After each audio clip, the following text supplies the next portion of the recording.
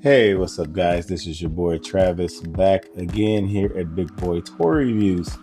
And today we are taking a look at another StarArc Toys figure. This one is also from Cyberpunk, what they call Cyberpunk Limit.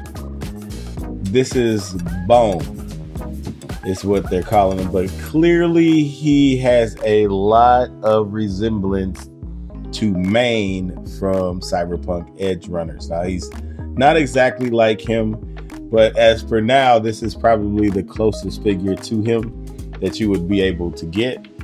But there is some wonderful things about this guy. Like, if you just look at him, he looks freaking awesome.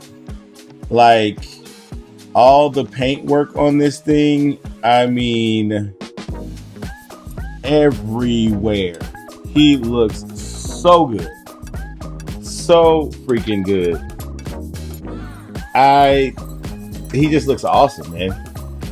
I had to get a light out so I could get another light because he's kind of dark, so I need to light him up a little bit more. He looks so good. You can see the green paint. Actually, let's get closer here. The green paint on his stomach here. Like, look at all the sculpted detail, paint everywhere, and it's done really freaking good. Look at the wiring and stuff on. Let me actually get a.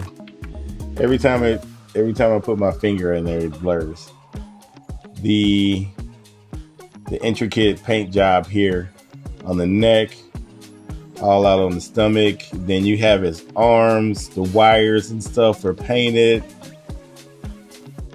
Look at the paint job on the robotic arm, the individually articulated fingers, and everything on this guy. This guy looks awesome as far as the paint job. Like, look every single pouch is painted. Like, the buckles are painted, the latches are painted. Like, this, I mean, it's just paint and sculpt everywhere. Here you can see the fingers everywhere on this guy. The back of them, the pouches, even on the back, the pouches are painted. Hasbro, Marvel Legends, they don't paint back pouches. Top here, these little rivets or whatever they are, painted. The back of him, he's a big robot dude, so this is okay. The legs are okay, they're big robot legs. But then you look at the robot legs. Very nicely done, intricate paint. And with Queasy Rick, there were smaller pieces to paint, so she had some issues, but she was still really good too. But this guy, being a much bigger guy, it's easy for them to get the paint on him. And look at that face. That face sculpt is on point. Look at all the sculpt and paint in there. I mean, it's just, he's awesome. As far as paint and aesthetics, oh my God, this dude is on point. I mean, he looks so good. I mean, aesthetic wise, this is one of the best looking figures that I have pulled out of the box from my last haul. He looks so good. It's really nice what they did with this guy. But there are some issues, and it's mostly in the articulation. But before we get to that, let's go ahead and take a look at the accessories. I don't need to switch or anything because he only comes with 2 accessories. He comes with this gigantic hammer, which is also very nicely painted, very nicely detailed, a lot of nice sculpt in it. I don't know if he can hold it yet. We'll see in a minute, because it is a little heavy. Very nicely painted. This thing is awesome. But he has that, and then he comes with another piece of hair that he can put on. So the hair on his head right now is what he had on in the box, and then he gets this green hair. But that's it. That's all he gets for accessories. So not a whole lot in the realm of accessories. No guns or anything like that. I mean, this guy wasn't cheap. Let me see how much he costs. It's about 70 bucks. So not cheap by any means. But I think for a figure like this, like 70 bucks, I think this is definitely appropriate for a figure like this.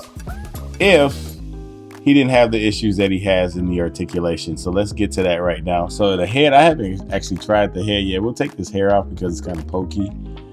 As far as the head is concerned, I can't get him to look up at all. So basically straight is all he can do. Looking down, he can look down a little bit, side to side. Yeah, he can get some side to side. And obviously he can spin around side to side there too.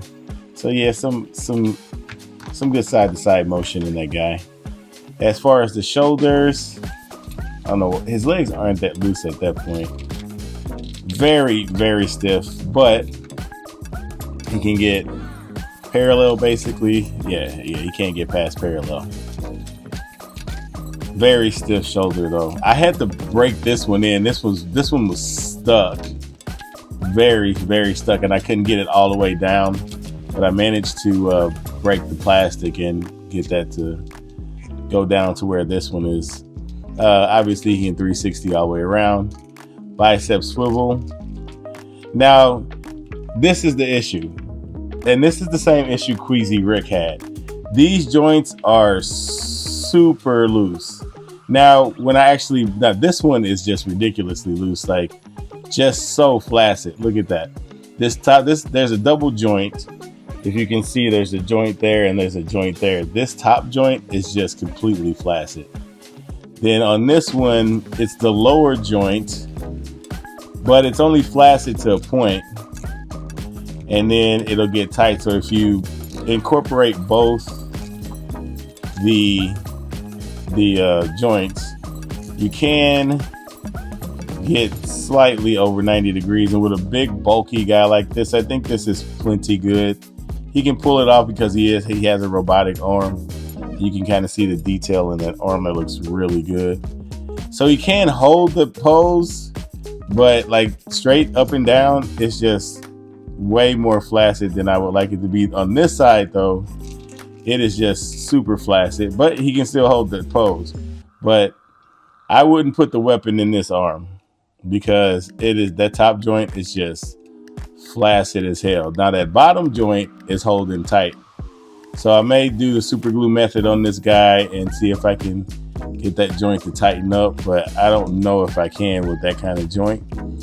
So that's the issue with that. Now the fingers, they are all individually articulated, just like Queasy Rick's robot hand. We have a joint at the top, a joint in the middle, and a joint at the base. So showing you on this hand, he can get a nice fist, really good fist there. So both hands can do that. The thumb is on a ball at the base, and then there's a hinge here, and then another hinge at the tip. So that hand is very articulated. As far as the torso, again, another thing that I had to break it was stuck. So when it got done, when it got done painting, and then I guess they had to heat it up or whatever they have to do during the process, it got stuck, and I had to break the paint. And unfortunately on mine, if you go all the way back, I don't know if you can see that, but you can see that the paint came off when I broke the paint. Now, fortunately, that he can't really lean back that far, so the likeliness of that ever being seen is very low. He does have sculpting under there, which is crazy that they sculpted that under there that you will basically almost never see. But as going back that's about as far as he can go back. Going forward, just using the waist and the diaphragm joint, he can only go that far.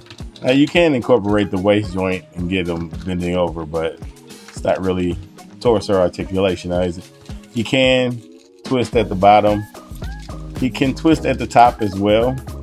And there is very, very tight side to side. So he can get some side to side there too. It's just really stiff. These guys are really stiff in some places, giggity. As far as the legs, let's pull his arms up. Can he get the splits? No splits on this big dude. A little flaccid here at this joint as well, unfortunately. Thigh swivel is there, but it's very minimal. I don't know why. I guess they wanted to keep the sculpt, so they didn't cut a thigh swivel. I guess that's subjective. Now he has a similar joint as his elbows here. He has a top joint here and a bottom joint here. So if you get that bottom joint going and try to get this top joint going, you can get a decent amount of range there for a big robot leg like this. I think that's acceptable. Going forward, kicking forward, only about that much. Yeah, only about that much. So not horrible, but again, he is a big dude. There is somewhat of a swivel at the knee also, for whatever reason. Then he has just one big ball hinge for the ankle that essentially just goes up and down. I haven't been able, you can get it to twist. Let's see if I can get it to twist. And if you get it to twist right, because you can twist that foot.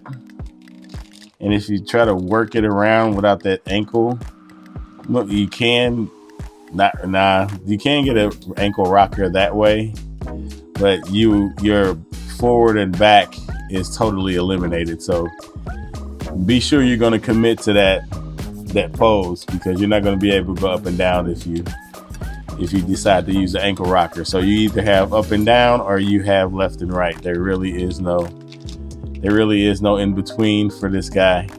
So, and it's actually working a lot better now that I guess I broke it. So yeah, now it's working a lot better. Hopefully it doesn't get super loose. But yeah, I mean, there's a good amount of limitation in his articulation. His joints are very, very stiff in some places and loose in others. Very weird. He does see there's a swivel here at the forearm too. I didn't notice that before, but well, yeah, he has ball hinge wrist. I don't think I said that earlier, but he has the ball hinge wrists. So they work like ball hinge wrists do. But for the most part, I mean, he's fine. He doesn't fall over. He can stand on his own really nicely. I think I do prefer this hair because it's not as spiky and it matches the green in his on his body and on his like on his I guess you can call it what do you call those? His attachments, his robotic attachments, his they called it something in Cyberpunk. What did they call it? His mods, I guess, maybe something like that. His gear, I forgot what they called it in Cyberpunk. But anyway, they have green highlights throughout all his parts. So it only makes sense that he would have green hair. I don't know why they gave him purple hair. The purple doesn't really go with anything on him. So on my guy, he is going to be rocking the green hair for all of eternity, or at least until while I have him. Let's see if I can get this hammer in his hand. I'll be right back. All right, so not really. So this is kind of just leaning on his leg, but once it's off his leg, it's just gonna fall out. Now he can. So you always should be wary when none of the promo pictures show him holding a weapon. And I did not pay attention to that. But you can, which is probably what I'm going to end up doing. He can hold it up like this. And because this isn't his flaccid hand. So if you want to like have him holding it on his shoulder or something like that, like that is very possible. So that's probably what I'm going to end up doing. No, it's not probably, it's exactly what I'm going to end up doing. Because I want his weapon to be seen, and there's no reason for him not to hold it. So I'm Unfortunately, there are limits to how he can hold it, but he can ish hold it, but not really. Let's just say no, he can't really hold it, but you can figure out some poses where it looks like he's holding it, and that's basically what they did in the promo pictures, which is very unfortunate. Very, very unfortunate. At least they didn't Photoshop it like they did Queasy Rick, where they had her holding the guns up with the metal arms. When there's no chance she's able to do that. So, not without some modification. Anyway, let's go ahead and get to some comparisons. All right, and here he is next to the third-party Cyberpunk figures. We have Queasy Rick from StarArc Toys. And then we have Rebecca from Roman Key. And yeah, these three look really good together. I am really digging this setup here. I'm definitely going to have them in a display for sure. Love it, love it, love it. Anyway, that's what he looks like with them. And here he is next to a snail shell figure. And then we have the Keep Going Studios Sengoku Godness. So that's what he looks like with them. And sure, I think she can fit in the Cyberpunk, but definitely not her. And here he is next to the Green Arts Sid from Final Fantasy VII. And then we have the Figma Zelda from Tears of the Kingdom video game. I don't know why I had pauses in between that. But yeah, that's what he looks like with them. And finally, here he is with just some random figures. We got the Eastman and Laird Leonardo from Mesco. We got the Romance Dawn Luffy from SH Figure Arts. Then we have the Black Suit Spider-Man from Mayfex. And then we have the Love Hashira Mitsuri from BuzzMod. So yeah, just some random ones, but that's it for comparisons. Okay, so to wrap things up, I mean, aesthetically, this dude is fucking awesome. Like, he is a chunka of a man. I should probably never say that again ever in my life, but he is just a big dude. The paint and sculpt on this dude is just phenomenal. Absolutely A1. The articulation, though, that's where they get you. The loose joints, him not being able to hold his weapon. Like, Transformers can do it. Why not just put like a peg in his hand and then put a peg hole in the weapon? Bam, you got it. They need to figure out these joints. Like, this isn't. I thought maybe I just had a bad figure when it came to Queasy Rick. No, this is a company-wide thing with StarArc Toys.